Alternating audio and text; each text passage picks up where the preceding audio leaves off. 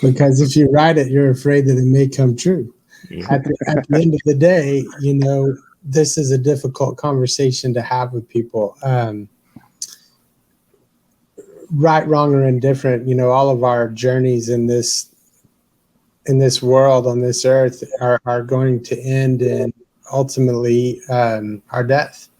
So we don't like to talk about that, and typically we're invincible until we're not.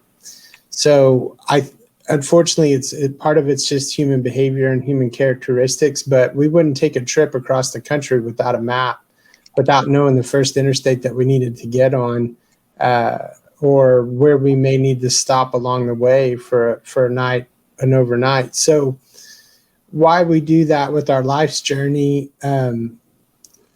is so many reasons, but at the end of the day, it's time and availability of the provider to have those conversations. As a physician, I'll tell you, if I bring that up with patients, which I frequently do, and I just say we need to have a candid conversation and be real, being prepared reduces so much of that subconscious anxiety for patients and families. So many times, like many conversations over the pink elephant in the room, whatever that may be, having that conversation actually makes everyone more at ease. But we avoid it many times as providers and as family members, or potentially even the person who's sick, because we're afraid of upsetting another person. And at the end of the day, we just need to have the conversation.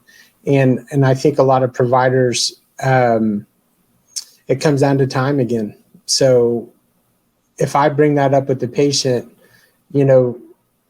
still, even in this era of technology, patients think that I have a mystical power, that I know something that they may not know. And if I bring up their advanced care planning, and immediately in their mind becomes fear that perhaps they're about to die, or I know something that I'm about to tell them. So it's an anxiety-driven conversation.